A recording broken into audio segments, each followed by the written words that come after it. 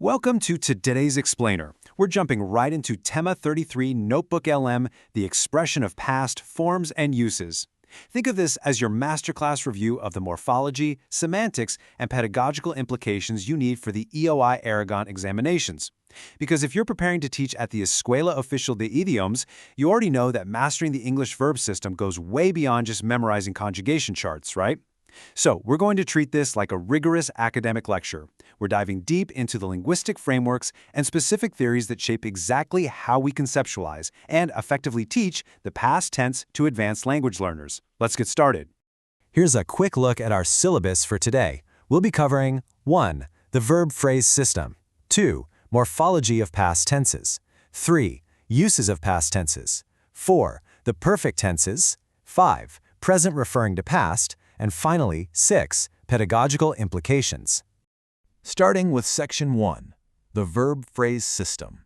Now, contemporary linguistics really demands we look beyond a purely linear view of time. We have to analyze verbs within a complex web of systems. It's not just about past, present, and future neatly arranged on a straight line. It's all about the interplay of tense, mood, aspect, and voice. So before we even touch upon specific temporal markers, we absolutely must establish the 4 foundational criteria for classifying verbs. First up, we have content.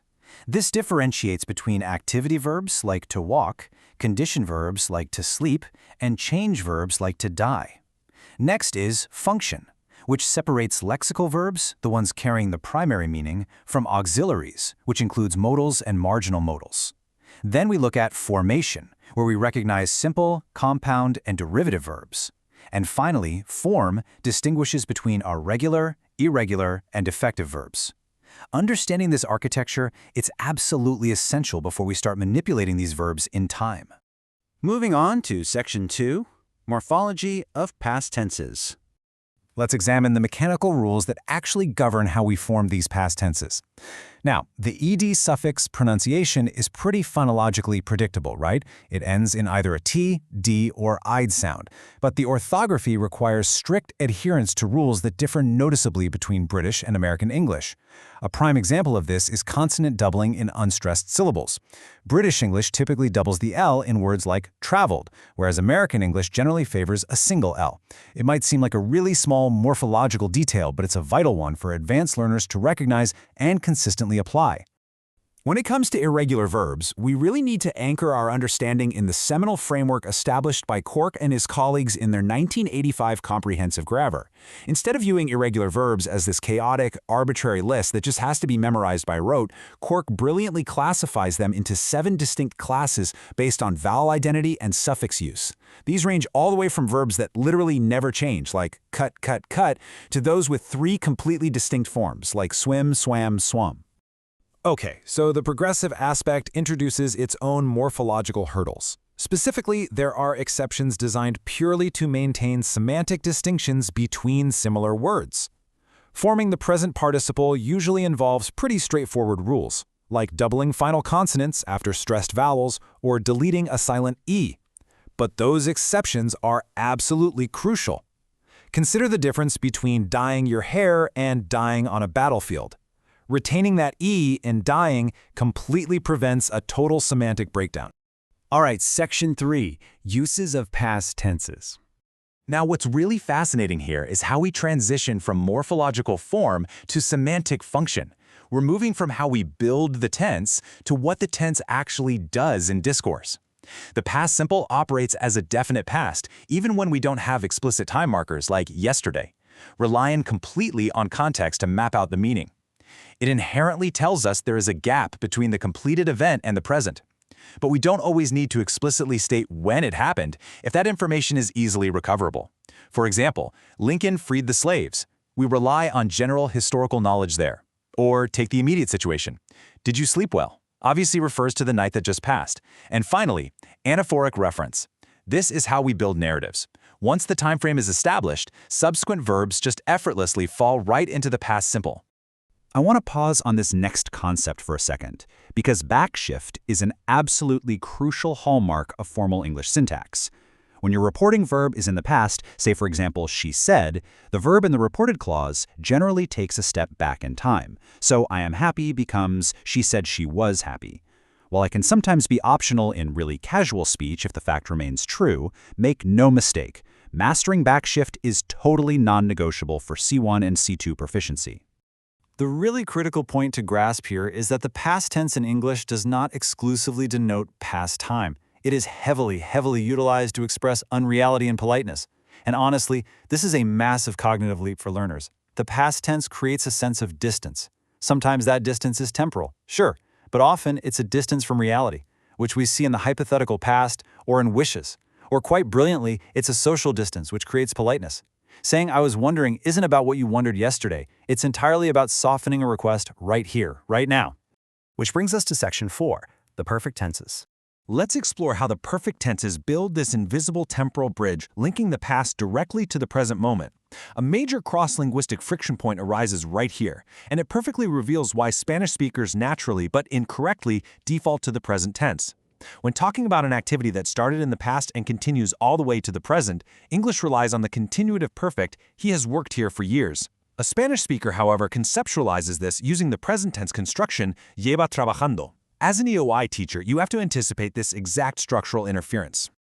Building on theories from linguists like Jeffrey Leach, the resultative perfect explains how recent activities or incomplete periods emotionally and quite literally impact the present. It's not just that an action happened, it's that the result of that action is the entire focus of the current conversation. So if I say, I have lost my keys, the grammatical focus isn't really on the past event of me dropping them. It's squarely on the present reality that I cannot open my door right now. Within this framework, notice the highly specific semantic distinction between someone who has been somewhere versus someone who has gone there. This is a classic stumbling block. If someone has been to Paris, the trip is complete. They've returned. But if they have gone to Paris, the travel has occurred and the resultative state is that they are currently absent. It's just a beautiful example of how aspect fundamentally alters meaning. Now, the past perfect is our go-to tool for the past in the past.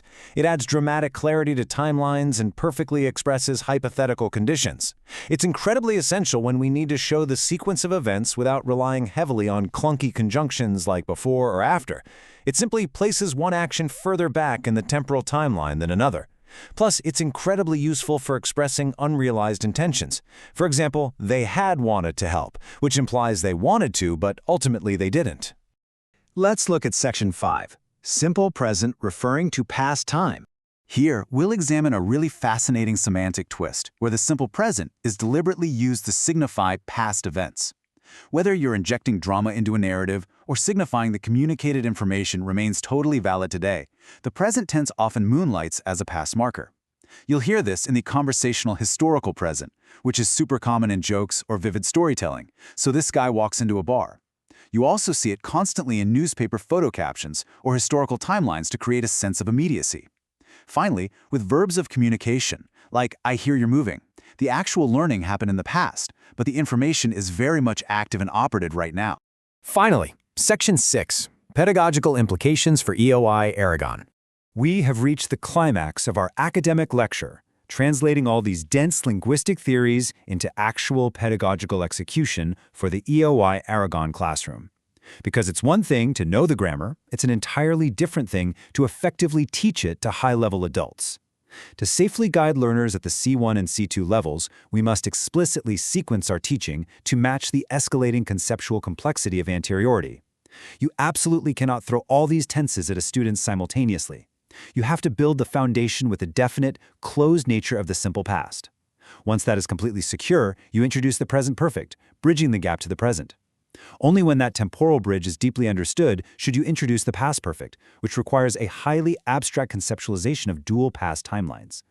Contrastive analysis is going to be your best friend here. Teachers have to directly address the persistent interference from the Spanish pretérito indefinido and presente. When an English speaker uses the present perfect to express an incomplete period, saying, I have seen him this week, a Spanish speaker might naturally lean toward the pretérito indefinido, saying, lo vi esta semana. Highlighting these specific, language-bound differences right in the classroom accelerates acquisition immensely.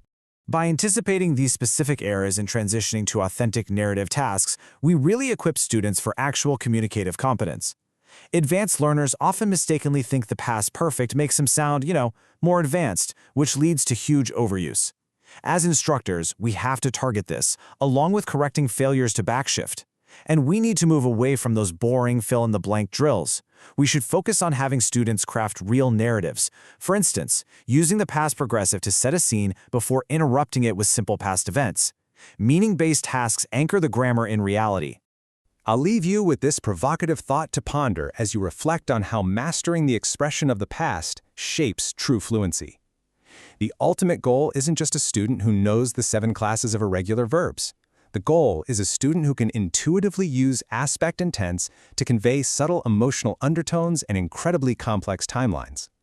Think about how you can bridge that gap in your own teaching practice.